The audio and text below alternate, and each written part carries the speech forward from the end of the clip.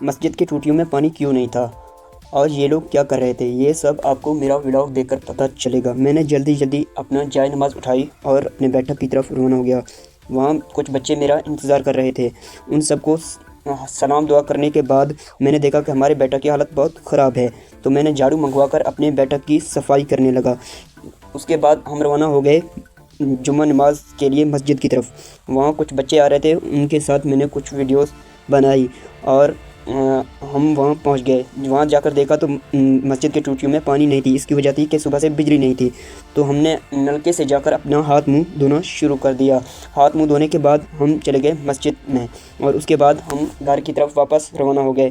وہاں جا کر دیکھا تو کچھ لوگ اپنے گندم میں سپرے کر رہے تھے، تو ان میں سے ایک آدمی تھک کر بیٹھا ہوا تھا، تو ہم نے ان سے پوچھا کہ یہ کام آپ کتنے ٹائم سے کر رہے ہیں، تو اس نے بولا کہ تقریباً 4-5 گھنٹے ہو گئے ہیں۔ اس کے بعد ہم ہنستے مسکراتے اپنے گھروں کی طرف روانہ ہو گئے۔